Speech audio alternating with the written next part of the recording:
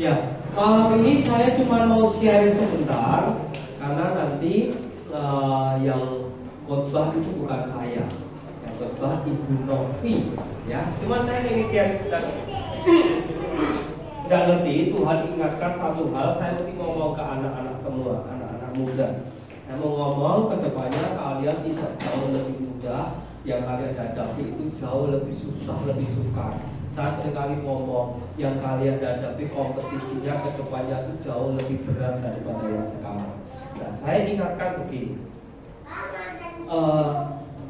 kalian tahu nggak bedanya lupa dengan lalai? Ini beda, ya.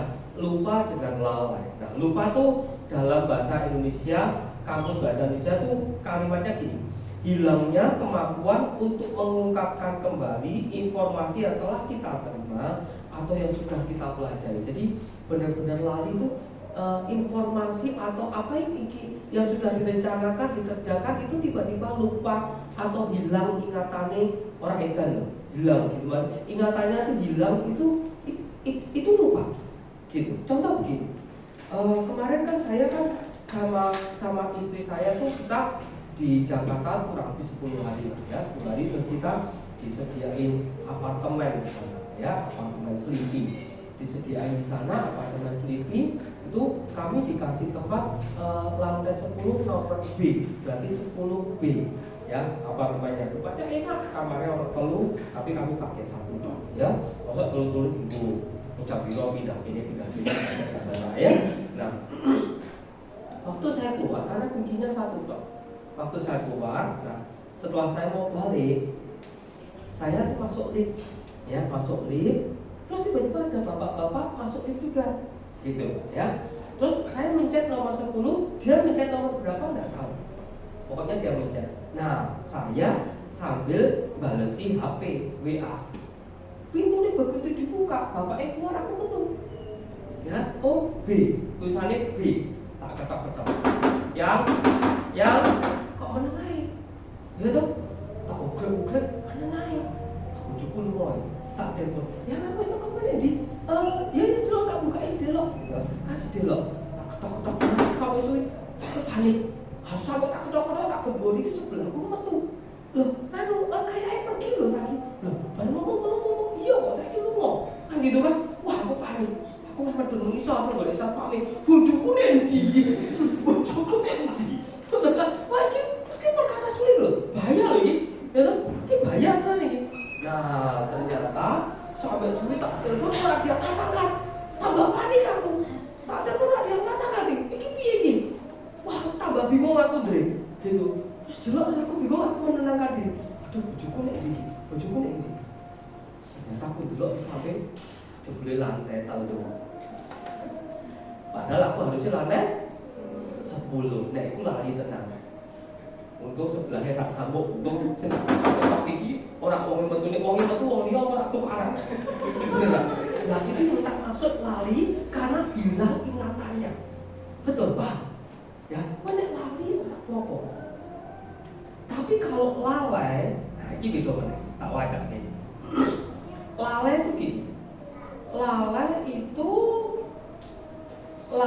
itu tidak ingat karena asik melakukan sesuatu sehingga terlupa atau kurang hati-hati atau amat sangat kurang perhatian. Nah, bedanya lalai dan lupa ini. Lupa itu tidak disengaja atau benar-benar tidak ingat kalau aku mau lali.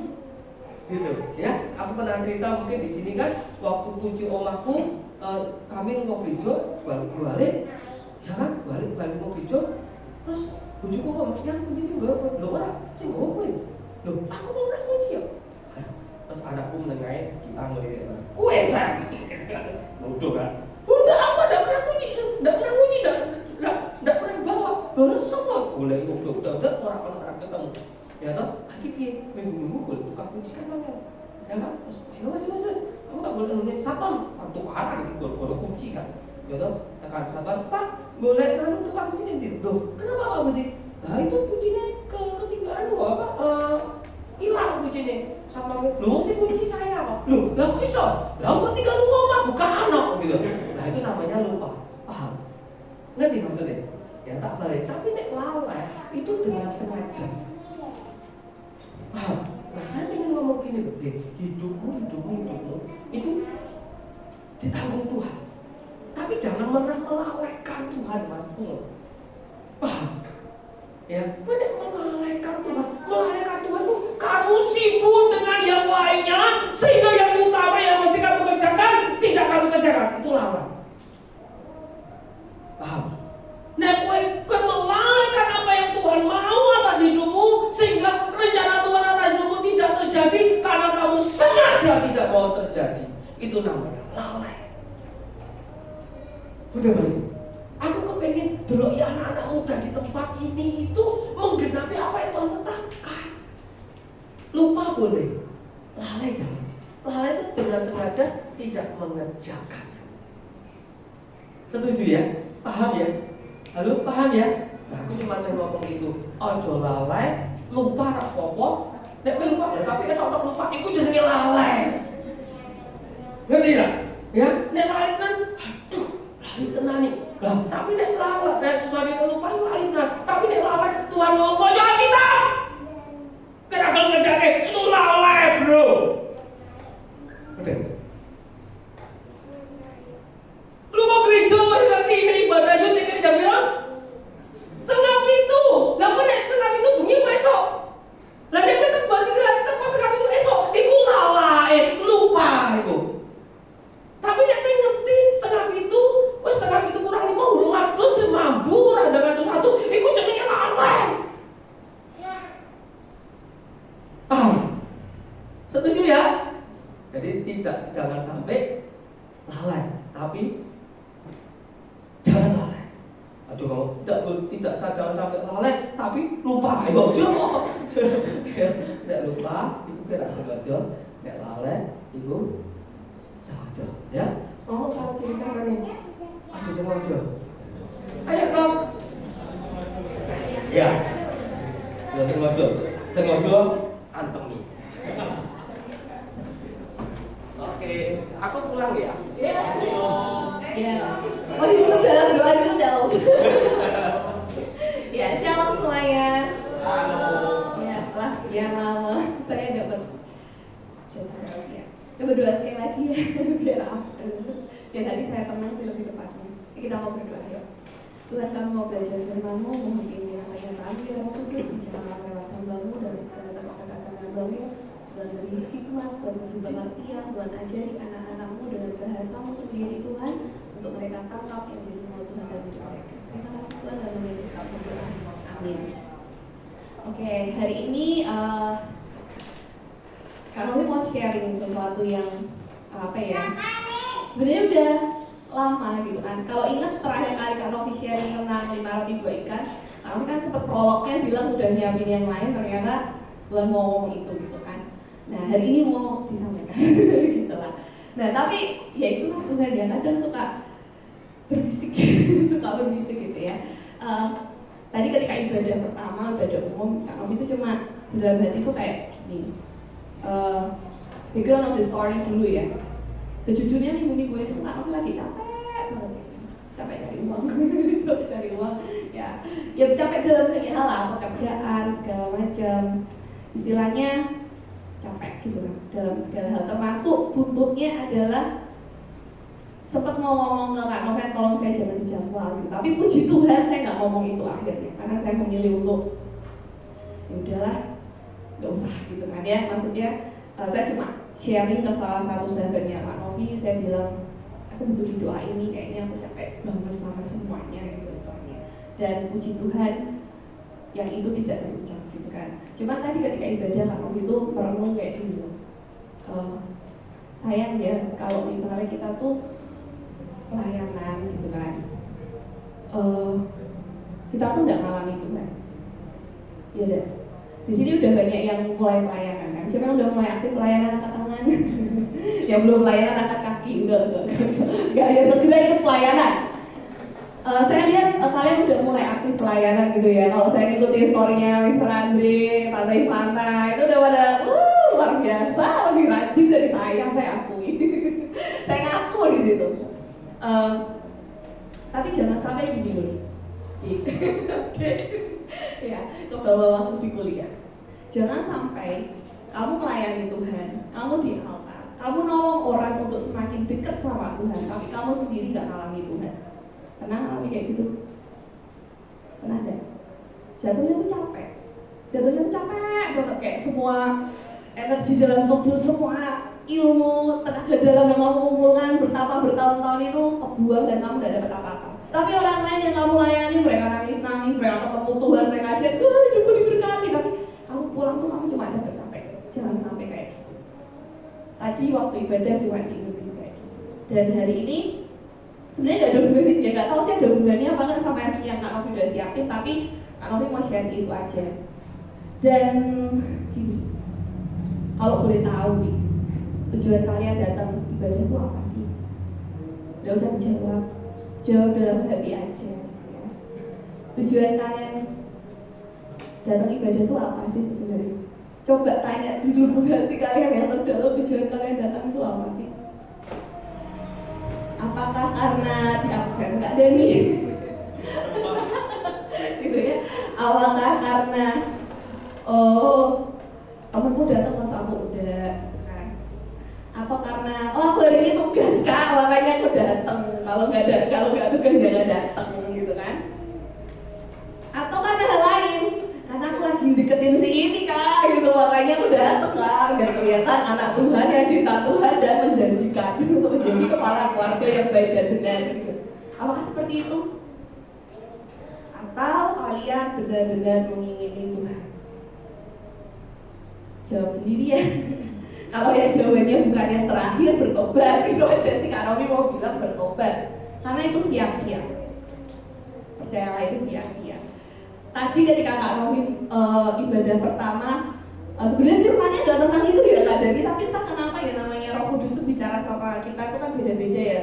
Mungkin karena memang minggu ini Kak Novi lagi capek banget, makanya rema yang ke Kak Novi itu ya tadi yang Kak Novi sampaikan tadi. Kak Novi cuma dikasih ayat tuh ini, tak sharingkan dulu ya. Ini sebenarnya bukan yang Kak Novi siapin, cuma mau sharing aja, siapa tahu ada yang ngalami juga gitu kan. Di Yesaya 40 ayat 29, dari 29 sampai 31. Mungkin ini buat Kak Novi, tapi semoga memberkati kalian juga.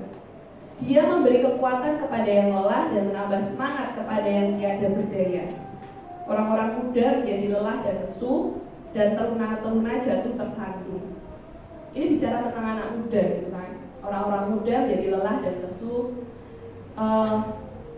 Tipikal orang-orang muda itu, kalau Kak Novi perhatikan itu mereka kalau lagi ikut Tuhan, cinta Tuhan banget, mereka tuh on fire banget. Mau KKL sampai Jogja juga dijabanin, bener gak? Mau retret sampai mana ya ayo gitu kan. Besok ujian di kampus, malam ini pelayanan, ayo gak masalah gitu kan. Itu anak muda, on fire itu karena mereka memang punya tenaga. Kemarin waktu kita entry, Kak Novi, Kak Noven, Kak Musa, Kak Yana, Kak Dari, Kak Emang kan kita entry, kita sama sharing gitu kan. Dan Kak Novi itu ngomong kalau orang muda itu punya tenaga dan punya waktu masih banyak gitu kan. Kalau seusia kami punya tenaga, punya uang, tapi nggak punya waktu. Kalau anak muda biasanya nggak punya uang, bener? Jadi itu fakta. Nanti kalau udah usia senja, mereka punya uang, punya waktu, tapi udah nggak punya tenaga. Ya mumpung kalian punya tenaga, kalian punya waktu, undangan itu untuk Tuhan gitu ya. Urusan uang biar urusan Kak Dani. Ya Kak Dani banyak uang. Nah kalau gitulah ya. Tapi itulah anak muda. Jatuhnya tuh ya kayak itu, karena Kak Novi sendiri dulu waktu kuliah tuh ya gila-gilaan buat Tuhan istilahnya. Tapi ya itu kecentoknya adalah kalau kita pelayanan, tapi kita sendiri gak ngalami itu jatuhnya capek. Dan banyak banget Kak Novi lihat teman-temannya Kak Novi yang endingnya ketika udah capek jadi ogah untuk melayani Tuhan gitu. Yang dulunya on fire banget, sekarang entah kemana. Makanya ditanya, selalu jawaban diplomatisnya adalah biarkan yang muda yang melayani. Jangan sampai kalian menggantikan kami, ada statement itu keluar, udah tak ultimatum dari sekarang. biarkan yang muda yang melayani. No, itu cuma excuse gitu kan, itu cuma excuse. Bilang aja kamu capek gitu kan. Nah, jangan sampai kayak gitu. Dan teruna-teruna jatuh tersandung. Banyak hal yang membuat anak muda itu jatuh. Kita nggak usah ngomongin yang lain-lain deh. Kalau motivasimu datang ke Tuhan itu salah, fokusmu itu bukan Tuhan tapi manusia, tinggal tunggu waktu pasti jatuh. Contoh, aku ke gereja karena aku lagi PDKT. Putus cinta, tinggalin Tuhan. Itu terjadi kok. Teman-teman yang aku banyak yang kayak gitu. Bahkan yang sekarang sudah menjadi mualif. Ya kayak itu banyak loh. Karena kecewa sama sesama anak Tuhan. Gak usah masalah cinta, masalah pelayanan. Banyak orang yang gak mulai lagi pelayanan sama pelayanan di gereja karena apa? Kecentokan kan pelayanan, dikritik, gak terima, yaudah gak usah pelayanan. Paling sering adalah kecentok sama pemimpin. Ya, apalagi yang lidah-lidahnya pedes kayak Kak Romi, Kak Musa. Kalau komandan itu baik. Kak Jadi baik kok, baik. Gitu kan ya. Nah, banyak yang kayak gitu. Yang hari ini Kak Romi mau ingatkan adalah ayat selanjutnya.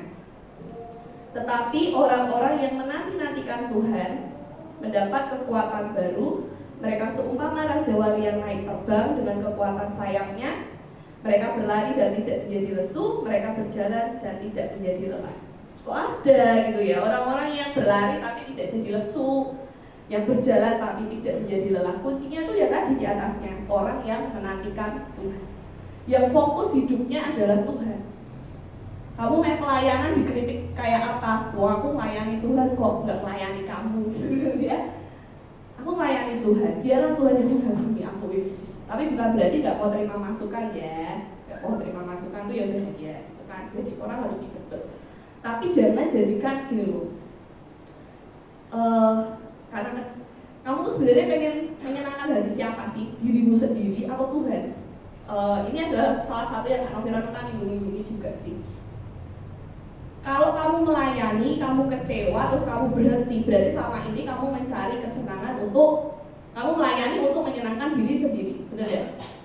Selama aku melayani dan hatiku senang, bahagia, tidak menderita, aku akan tetap melayani. Tapi begitu hatiku kecentok, aku berhenti. Itu namanya kamu sudah melayani diri sendiri, bukan Tuhan. So sorry ya, tapi kan orang udah bilang, Kak Novi, kamu saya itu termasuk yang omongannya pedes. Jadi mohon maaf lahir dan batin gitu. Tapi itu memang yang sering dialami, bahkan Kak Novi sendiri juga pernah mengalami gitu kan. Jadi gitu loh, yang kamu kejar itu menyenangkan hati Tuhan atau menyenangkan dirimu sendiri. Gak selalu bahwa pelayanan itu nyaman buat kita. Dan tadi ada apa ya, di ibadah umum yang pertama tuh bilang tidak semua hal itu terjadi sesuai keinginan kita. Yuk kita pengennya punya alkantim yang sehati, sepikir, yang baik, yang support, tapi kadang nggak selalu kayak gitu loh. Bahkan Kak Momen yang lemah lembut, murah hati dan murah senyum aja bisa marah nanti gitu kan, bisa nyebelin gitu kan. Itu terjadi. Om Andre juga bisa, tapi belum aja. Ya, jangan sampai gitu kan. Tapi itu bisa terjadi kok. Bahkan sahabatmu sendiri yang paling bestie sama kamu, Wendy bisa mengecewakan gak? Pasti bisa. Jadi jangan pernah taruh pengharapanmu, fokus hidupmu ke manusia. Itu pasti ngecewain. Pasti ngecewain. Mau pemimpin rohanimu seholi apa gitu ya, bisa jatuh. Bener gak? Bisa jatuh. Kayak yang wah keren banget ya Om Petrus, baca Alkitab, dia udah kata berkali-kali. Tapi Om Petrus juga bisa bikin kesalahan. Bener gak Esther? Ya anaknya mengalami, lebih sering mengalami anaknya, tanya anaknya. Jadi jangan taruh harapan ke manusia, fokusnya ke Tuhan, ya, fokusnya ke Tuhan. Karena kalau kamu menanti-nantikan Tuhan, fokusmu ke Tuhan, media hitam kayak apapun, kamu pasti akan bisa terbang lagi, kamu akan pasti bisa bangkit lagi. Karena Tuhan tuh setia. Ya emang ada prosesnya gak enak sih. Ikut Tuhan tuh gak selalu mulus sih. Tapi yang Kak Novi pelajari berdasarkan pengalaman hidup Kak Novi yang 32 tahun ini dan masih berlanjut, amin. Tuhan itu baik. Dalam segala hal Tuhan itu baik, Tuhan itu setia ke kita. Oke. Hari ini yang Kak Novi mau share itu, Kak Novi mau share tentang cerita yang sudah sangat familiar buat kalian, terutama yang rajin sekolah minggu. Ayo, siapa yang rajin sekolah minggu? Kita mau buka di Lukas 19 ayat 1-10. Kak Novi itu sering terberkati dengan cerita-cerita sekolah minggu. Bukan karena Kak Novi dulu guru sekolah minggu, tapi mungkin karena Kak Novi ngajar SD ya, sering bawain devotion untuk anak-anak SD. Tapi jangan disalah, justru kan cerita-cerita yang simple kayak cerita sekolah minggu itu bicara banyak loh. Kalau kamu fokusnya ke Tuhan, kalau Roh Kudus ngomong ke kamu tuh bisa kayak cerita tentang Zakheus. Oh ya ceritanya? Ayo siapa yang mau cerita? Kayak dites. Ya Zakheus itu adalah seorang pemungut cukai. Ya sedikit latar belakang, kalau kalian tahu pemungut cukai itu public enemy. Kalau zaman itu tuh pemungut cukai itu public enemy, bukan cuma karena mereka suka korupsi, itu bukan. Tapi mereka menjadi public enemy itu karena mereka kerja buat penjajah. Ya, jadi background of the story-nya ini bangsa Israel tuh dijajah sama Romawi, ya dipimpin oleh seorang kaisar Romawi yang nggak tahu namanya. Nah, pemungut cukai itu kerjanya mungut pajak untuk orang Romawi. Jadi orang Israel tuh menganggap pemungut cukai itu pengkhianat negara. Karena kamu kerja untuk penjajah gitu. Itulah kenapa pemungut cukai pada zaman itu tuh dibenci. Ditambah lagi dia suka korupsi. Nah, dosanya banyak, makanya dibenci. Nah, tapi menarik dari kisah Zakheus itu gini loh. Tak bacain aja ya. Di ayatnya ketiga. One day dia dengar kalau Yesus tuh mau datang ke Yeriko. Nah, ia berusaha untuk melihat orang apakah Yesus itu. Si Zakheus tuh kepo, penasaran, Yesus tuh orang kayak apa sih, populer apa sih, kok heboh banget gitu kan.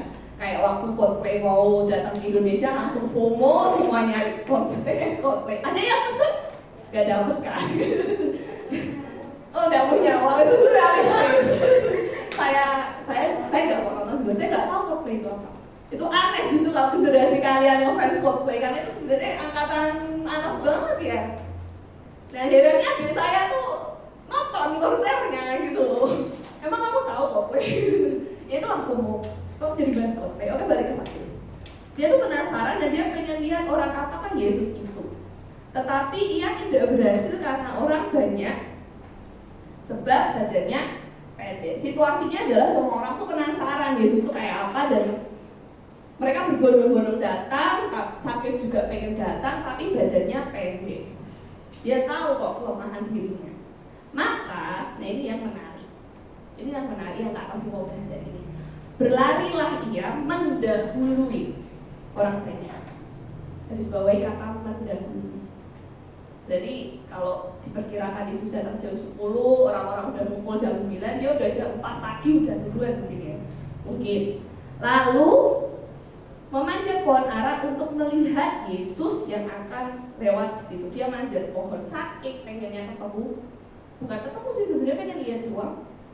Dijawabnya cuma pengen lihat. Tapi kita bisa lihat seberapa Zakheus ini mengingini Tuhan. Ya deh. Dia pengen banget. Dan dia tahu gak mungkin aku menerobos gitu. Padahal deh, sebagai orang bertubuh pendek dan berbadan kecil dulu biasanya tuh menguntungkan karena kita bisa nyempil bener deh. Tapi ya gak tahu, mungkin agak kumur mungkin si Zakheus gitu kan. Tapi saking inginnya dia mendahului orang lain. Dia satu langkah di depan banding orang lain. Dia cari cara gimana mengatasi kekurangannya dia, yaitu tubuhnya pendek. Oh, naik pohon. Dan kalian tahu apa yang terjadi selanjutnya? Ketika Yesus sampai ke tempat itu, ia melihat ke atas dan berkata, Zakheus, segeralah turun sebab hari ini aku harus menumpang di rumahmu. Ini dulu yang menarik. Sebab hari ini aku harus. Bahasa Inggrisnya, Zakheus, come down quickly because I must stay at your house today. Must itu kalau dalam bahasa Inggris itu harus banget, nggak boleh enggak. Ya, jadi kalau dalam bahasa Inggris kan karena ini guru bahasa Inggris ya. Jadi ada yang namanya models. Bisa yang pakainya should itu ya seharusnya kita atau gimana. Tapi itu optional. Tapi kalau yang namanya must itu berarti it is an obligation. Jadi kayak harus banget gitu, kayak Yesus tuh wajib banget ke rumah Sakius gitu. Dan itu nangkep deh. Seorang Yesus tuh seolah kayak diwajibkan untuk datang ke rumah Sakius. Emang siapa sih Sakius? Pejabat negara kan? Iya sih. Tapi kan bukan siapa-siapa gitu loh. Maksudnya kenapa harus gitu? kayak wajib banget, nggak boleh enggak gitu. Kalau masih itu artinya itu ya. Kayak nggak boleh enggak, harus gitu kan. Dan seolah Yesus tuh mengharuskan dirinya sendiri gitu untuk datang ke rumah Zakius. Padahal Zakius itu tadi pengennya cuma apa? Pengen lihat kok, cuma pengen tahu kok. He didn't expect for apalah gitu kan. Tapi Tuhan sendiri ngomong aku harus. Dan kalian tahu selanjutnya Yesus kesana dan Zakius bertobat. Yang mau Kak Novi highlight adalah tadi kata harus tadi. Tadi malam Kak Novi itu ngerenung di jalan di motor gitu kan. Kenapa ya? Maksudnya kadang kita tuh pengen ketemu Tuhan. Di sini siapa yang sudah pernah ngalami Tuhan secara pribadi? Angkat tangan. Ini jujur aja tak apa-apa. Siapa yang pernah ngalami Tuhan secara pribadi? Jujur. Tidak pernah. Ya ampun. Aduh deh. Ini enggak ya. Siapa pernah ngalami Tuhan secara pribadi? Pernah? Puji Tuhan. Pernah? Bu, ketua sekolah minggu pernah? Pernah? Ter? Kamu anak pendeta loh, Ter? Pernah. Puji Tuhan kalau udah pernah ngalami. Tapi banyak sih belum gitu loh. Makanya banyak yang belum. Mungkin dari kalian tuh juga ada yang ngalami Tuhan tuh kayak apa tuh Kak? Gitu kan? Ngalami Tuhan tuh kayak apa tuh Kak? Apakah didoakan terus gitu, terus nangis-nangis gitu? Apa itu ngalami Tuhan? Ketika Tuhan menjumpai engkau personally itu beda-beda, nggak bisa kita patok. Ada yang temannya Kak Novi ketemu lewat mimpi, ketemu Tuhan Yesus, dan dia bertobat. Ya. Kalau Kak Novi sendiri ketemu Tuhan secara pribadi, bukan berarti Novi yang udah datang gitu, enggak. Tapi I know this is Jesus gitu kan. Itu ketika SMA, waktu Kak Novi retret SMA sekota Semarang yang ngadain sekolahnya Kak Dani. Tapi puji Tuhan dulu belum kenal Kak Dani. Kenapa puji Tuhan ya? Iya nggak tahu. Pokoknya itu tahun 2006 ya, yang kita di LK gitu, Oktober. Sebenarnya Kak Novi datang ke sana itu karena lagi patah hati. Waktu itu habis patah hati gitu kan. Tapi pelariannya ke retretan Holi ya, udah gak apa-apa. Kalau daripada patah hati minum-minum kan ya gak bisa minum juga sih sebenarnya. Tapi patah hati ikut retret gitu, diajak sama sepupunya Kak Novi, kakak kelasnya Kak Dani. Oh daripada galau ikut retret di LK. Nah, daftar kan, maksudnya daftar. Tapi sebelum itu tuh waktu patah hati itu gini loh, Dik. Jadi Kak Novi itu waktu ini background of the story. Kak Novi itu kecilnya tidak baik karena dibully. Kak Novi ini termasuk korban pembulian. Waktu SD itu dibully sama karena Kak Novi itu hitam, jadi sering diejekin gitu. Bahkan pelakunya adalah gurunya Kak Novi sendiri, makasih. Ya jadi kadang yang membuli itu guru, pernah dibully guru itu tuh meyakinkan guys gitu. Nah itu dibully, terus juga boleh dibilang sedikit fatherless ya, karena kan bukan sedikit fatherless sih kayaknya Kak Novi itu bukan apa-apa. Ayahnya Kak Novi itu dari sejak Kak Novi umur 4 bulan itu kerja di Jakarta karena biaya hidup sangat mahal di Jakarta, jadi mau tidak mau ibunya Kak Novi harus pulang ke Semarang bersama Kak Novi. Jadi dari 4 bulan sampai tahun berapa ya? Sekitar tahun 2015-an. Dari Kak Novi tahun 90 sampai 2015 itu Kak Novi nggak tinggal sama bapaknya Kak Novi. Ketemu paling cuma 3 bulan sekali, itu pun Senin bapak pulang, Selasanya besok balik Jakarta. Jadi fatherless. Jadi fatherless. Ya ada apa lah. Itu prosesnya kan. Nah, tadi Kak Novi cerita, sebelum retrite itu Kak Novi lagi patah hati. Nah, waktu patah hati itu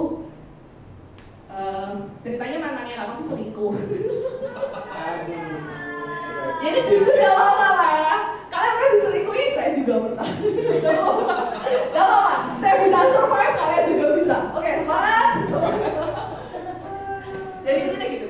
Saya ini kenapa harus Kak Novi sebutkan? Karena memang ada hubungannya gitu loh. Jadi begitu Kak Novi tahu, gitu kan, si orang itu yang menyebalkan itu, yang sudah ku ampuni lah. Itu Kak Novi cuma pulang, masuk ke kamar, matiin lampu, tutup pintu, dan di kamarnya Kak Novi itu ada gambar Yesus, ada gambar Tuhan Yesus, hadiah lomba menghafal ayat Alkitab di sekolah minggu. Masih ada tuh sampai sekarang. Kak Novi itu cuma lihat ke gambar itu, nggak berdoa, cuma lihat. Dan Kak Novi cuma ngomong gini, aku nggak mau nangis lagi. Udah gitu toh. Habis itu bobo, nggak nangis tuh ngapain nangis itu? Nah, oke, tapi ikut retret, puji Tuhan ikut retret. Nah, sampai di sesi yang kesekian, yang waktu itu pembicaranya Kohengki.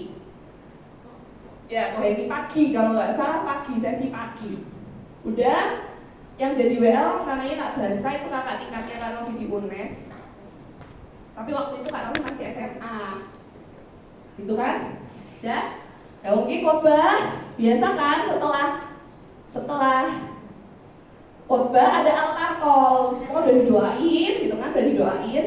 Adik duduk sana dulu, oke? Boleh? Sip? Anak baik. Duduk sana dulu ya. Nah, semua udah didoain.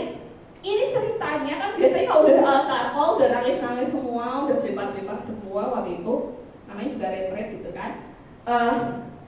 Sama Kohengki itu udah dibalikin ke Kak Barsa lagi untuk ujian terus closing sesi. Biasanya kan gitu, bener deh. Kak Barsa udah pegang mic untuk nyanyi lagunya itu kalau nggak salah itu hidupku berharga bagi Allah itu bulu yang terkulai gitu kan. Aduh, kalau bapak anaknya pak, kalau pak anaknya diamankan. Ya terima kasih. Nah tiba-tiba Kohengki itu pegang mic lagi dan ngomong gini. Intinya yang Kak Novi ingat tuh gini, intinya Tuhan ngomong sama saya personally, gitu kan? Kohengki maksudnya ini Kak Novi memparafrasekan omongan Kohengki ya. Tapi ini personal gitu kan. Di sini ada yang sudah kepahitan lama banget sampai hatinya menjadi sangat keras. Dan dia ngomong sama Tuhan, aku tidak mau nangis lagi. Detik itu Kak Novi tahu itu aku.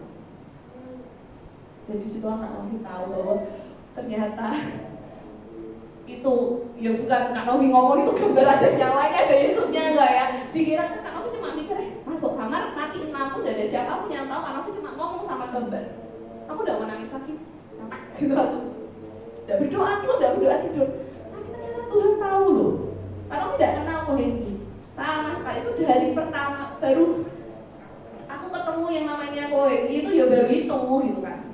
Bukan Kohengkinya yang sakti gitu kan, juga.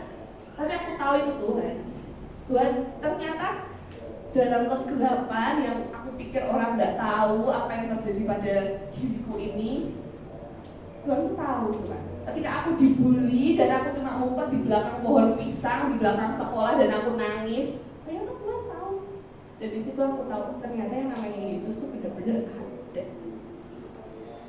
Sebelum itu Kak Novi cuma menganggap Yesus itu ya cuma kayak tokoh superhero yang diceritakan guru sekolah minggu gitu loh. Tapi Yesus kayak apa tuh ya gak ngerti gitu loh. Tapi detik itu Kak Novi tahu bahwa Yesus itu ada dan dia denger. Bahkan ketika aku lagi emosi kan? Emosi. Dan sejak saat itu Kak Novi belajar dalam segala hal, mau menyebalkan apapun hidup, Kak Novi ngomong kok sama Tuhan. Nama Kak Novi misalnya Kak Novi jebengkel sama Kak Novi kan, Kak Novi memaki-maki dia di hadapan Tuhan Yesus gitu kan. Loh boleh Kak? Nah Yesus tuh bagi Kak Novi adalah sahabat gitu kan, yang benar-benar ngerti ya tadi kayak Kak Novi bilang tadi gitu kan. ternyata dia peduli kok, dia dengar kok. Dan disitulah Kak Novi ketemu dengan yang namanya pribadi Yesus, dan setelah detik itu semua berubah. Itu dia gitu kan, ada galau lagi apalah cowok itu. Ya intinya gitu sih, setiap orang tuh ketemu Tuhan tuh dengan caranya masing-masing. Gak bisa bawa patok harus lewat retret, kalau gak retret aku gak akan ketemu Tuhan. Enggak, kalau pembicaranya bukan dia aku gak akan ketemu Tuhan. Loh hati-hati, kamu malah membatasi Tuhan ya kayak gitu. Bener? Kadang kita mikir gitu, kayaknya kalau di gereja ini aku pasti bakal ngalami Tuhan, kalau di gereja ini gak ada Roh Kudusnya. Kurang ajar kamu. Loh beneran loh, jangan membatasi Tuhan gitu loh. Tadi Kak Novi berdoa tuh gak di gereja loh, itu di kamar yang berantakan gitu kan. Jangan dipikir kamarnya Kak Novi bagus, tidak, berantakan. Tapi Tuhan hadir dimanapun, jangan dibatasi.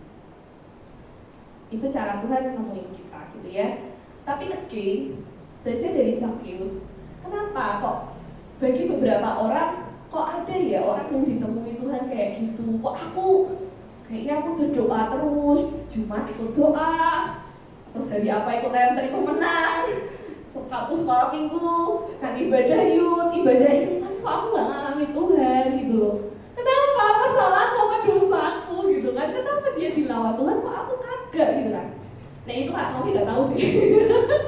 Tidak menjawab.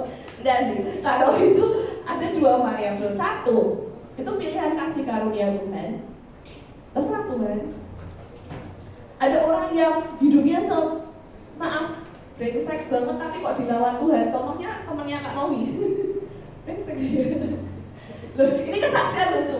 Jadi Kak Novi itu punya teman namanya Hardi. Nama bagusnya Yeskia. Hardi ini agamanya Muslim dulu. Dia itu suka ngajakin berdebat teman-temannya tentang Al-Quran versus Alkitab. Serius. Kamu mau tahu cara bertobatnya bagaimana? Jadi, Kak Novi itu punya teman namanya Mas Karis. Tetangganya si Hardi. Tiap kali tuh Hardi itu main ke tempatnya Mas Karis itu, dia jadi debat gitu, dia jadi debat gitu loh. Wah, susah gitu kan ya. Yo Yesus itu apa gitu. Kan Mas Karis ini diajari punya mama tuh lemah lembut baik hati. Udah begitu sih Hardi pulang, Mas Karis sama mamanya doa. Ya udah kita doain aja lah, nih orang yang beli memang nggak bisa diapa-apain gitu kan. Ya didoain. Tahu yang terjadi apa? Malamnya dia mimpi didatangi Yesus. Dan dia bertobat. Jadi Kristen. Terus namanya Yeskia, terus kenalan sama Kak Novi di retret. Di retret itu Kak Novi ketemu banyak orang, dan luar biasa. Beneran, kesaksian hidup aku tuh dulu tuh ini berantem sama temanku. Ternyata ya berjodoh akhirnya, teman punya dia yang diajak berdebat itu jadi temannya Kak Novi, terus story-nya saling nyambung gitu loh. Dan itu memberkati. Oh ternyata gitu. Dan tapi kenapa kok aku belum dijumpai Tuhan sampai hari ini? Balik lagi ke Sakeus. Apa sih yang membuat Tuhan tuh kayaknya harus menjumpai kita gitu loh? Tuhan, tolong jumpai aku lah. Masa Kak Novi doang yang ketemu Tuhan secara pribadi? Kak Novi pernah ingat ya, pernah ngomong gini. Kalau Kak Novi bisa ngalamin, kalian juga bisa ngalamin. Bahkan lebih dahsyat. Kenapa? Karena kalian juga anak Tuhan. Ya dah? Ya kan? Ya kan? Kak Novi kan juga anak Tuhan gitu kan. Kalian kan juga kan? Atau masih anak-anak? Enggak kan? Nah, kita tuh punya hak yang sama. Tapi kenapa ada orang-orang yang ngalami, ada orang yang enggak? Sebenarnya itu tergantung seberapa kamu mengingini Tuhan. Pengen enggak kamu? Dan bagaimana kamu menyatakan kepengenanmu tadi? Kayak Sakeus. Dia cuma pengen melihat Tuhan tuh kayak apa. Tapi ternyata Tuhan kerjakan lebih dari yang dia ingini, ya kan? Yang dia lakukan adalah dia mendahului orang lain.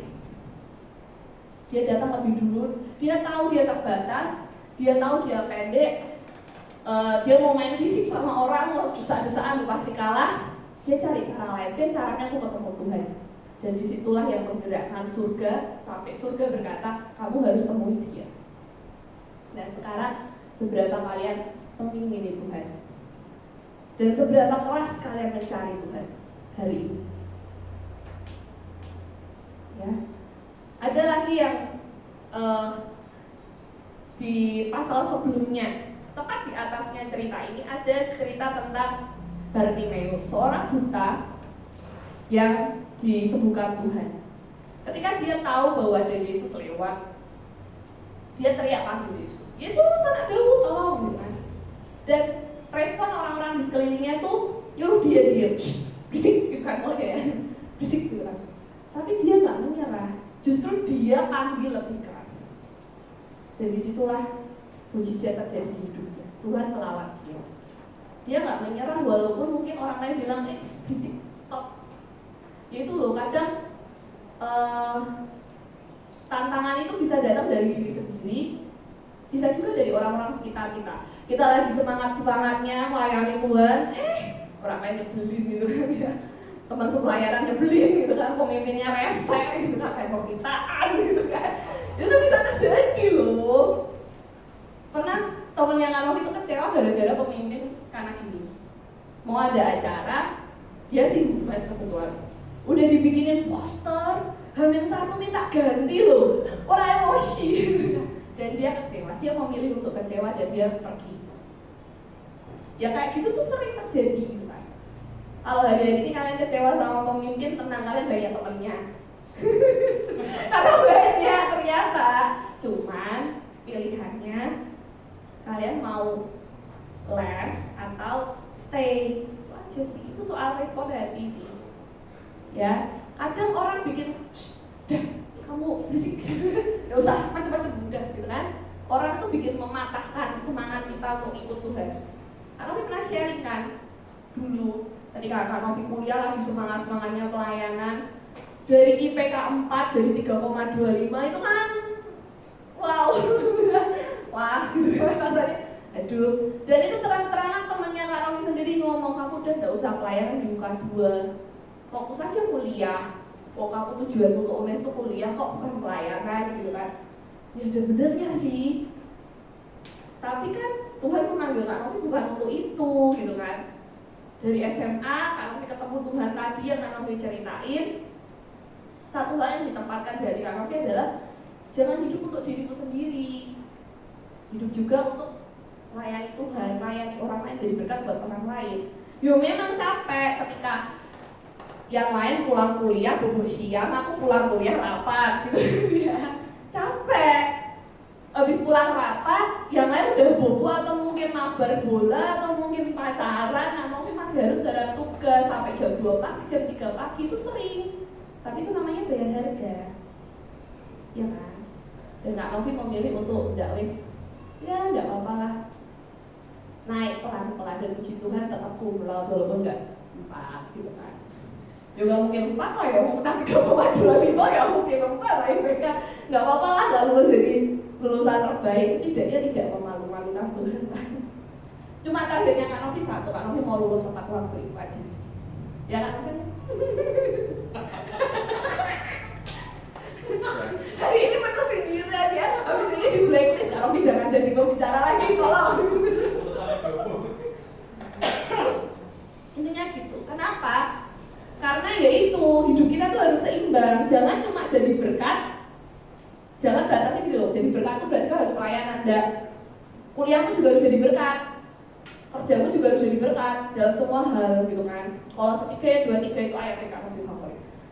Kerjakan segala sesuatu seperti untuk Tuhan dan bukan untuk manusia. Dengan kuliah kamu melayani Tuhan, kuliah sih bener. Kristen kuliahnya turu, gaya-gaya capek gitu, malu-maluin. Wah anak Tuhan dong ngepek, malu-maluin guys. Ya bertobat ya, cewek masih nyontek. Saya gitu, bertobat ya. Kerja itu ya melayani Tuhan. Ojo telatan ya Kak Novel. Ya, kerja yang betul, yang jujur gitu ya. Melayani Tuhan. Ini bahasa apa sih sebenarnya? Itu ya. Tadi aku bahas apa sih? Kok jadi kemana-mana. Sama satu hal lagi yang aku diberkati banget, yaitu kisah ini loh, wanita pendarahan. Tahu ceritanya? Itu di mana ya? Ceritanya tuh gini lah, intinya nanti dicari sendiri kalau nggak salah di sebentar. Biar nanti biar pikirannya nggak ngarang gitu kan. Kayaknya nggak tak cantik. Pokoknya kisah tentang seorang wanita pendarahan itu ceritanya gini, menarik juga sebenarnya. Gak banyak sebenarnya cerita di Alkitab tentang Tuhan menyembuhkan, hanya beberapa ternyata. Sisanya tuh pengajaran. Tapi hampir mirip kok polanya. Gini, ceritanya waktu itu Yesus itu dipanggil sama seorang kepala ibadah yang namanya Yairus, yang anaknya sekarang mau mati. Bisa bayangkan? Yesus dipanggil anaknya sekarang mau mati. Berarti itu urgent banget ya? Urgent banget. Dan orang banyak ngikutin Yesus berdesak-desakan. Dan ada seorang wanita yang sakit pendarahan selama 12 tahun. Bayangkan, kita main seminggu aja udah lemes ya kayak mau mati. Bener gak? Itu lemes tuh. Yang tahu nggak tahu ya? Saya sih nggak tahu. Sakit tahu. Lemes guys, kayak dimakan vampir bener. Rasanya itu lemes, kehilangan darah itu lemes. Apalagi ini 12 tahun, bisa bayangkan betapa dia lemah, letih, lesu dan berat hidupnya. Di situ dikatakan dia udah gonta-ganti dokter tapi nggak ada yang sembuh. Duitnya pasti habis, bener. Habis lah 12 tahun loh. Aku aja belum sebulan gaji udah habis. Apalagi saya pendarahan 12 tahun. Itu gaji macam-macam itu. Aduh, gitu kan. Dan satu lagi yang paling gimana ya, sedih sebenarnya. Kalau zaman dulu orang kalau lagi cewek lagi datang bulan aja itu dianggap najis. Aku senggolan aja kalau najis tuh. Iya.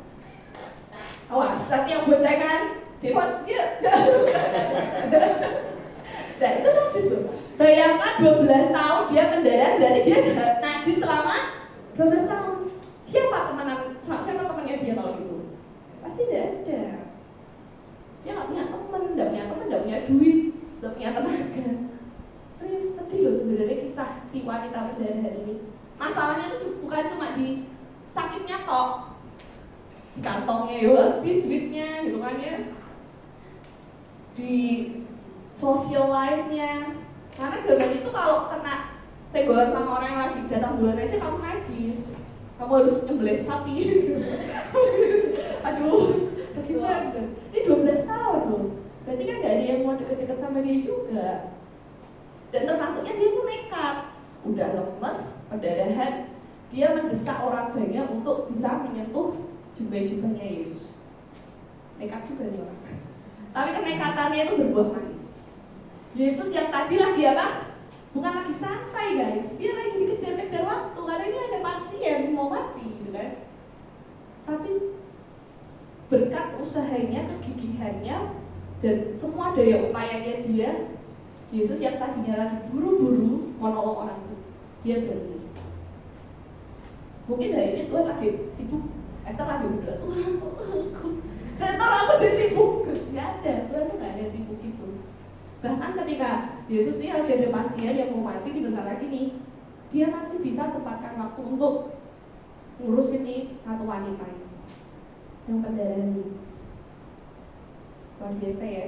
Tuhan tuh gak ada sibuknya guys. Tapi kenapa kita suka sibuk kalau disuruh pelayanan? Suka sibuk ya. Dan gitu. Dan akhirnya, dan yang menarik adalah di sekeliling Yesus tuh banyak orang. Benar tau? Dan Kak Novi yakin yang punya masalah bukan cuma si wanita ini, tapi wanita ini yang dibawa Tuhan. Kenapa? Karena ya itu tadi, terlepas dari semua yang sudah dia alami dengan sisa-sisa kekuatan dan pengharapan hidupnya, dia datang ke Tuhan. Sebegitu dia, pokoknya jubahnya orang saya didoakan apa, yang penting aku pegang aja lah. Dan imannya itu yang membuat dia ngalami itu. Nah hari ini, yuk kondisimu hari ini kayak apa? Lagi capek kan kayak Kak Novi? Lagi galau kah? lagi males kah? Gitu kan? Atau lagi dihantam kenyataan kah? Gitu kan? Aku lagi semangat melayani, tapi kok pemimpinku begini? Gitu kan? Aku lagi semangat melayani, kok keluargaku gak begini? Gitu kan? Jangan menyerah guys. Itu aja sih. kesimpulan dari apa yang Kak Novi mau sampaikan adalah ini. Jangan berhenti, jangan menyerah, tetap ingini Tuhan, tetap cari Tuhan. Kalau hari ini kamu datang yuk belum mengalami Tuhan, besok datang lagi.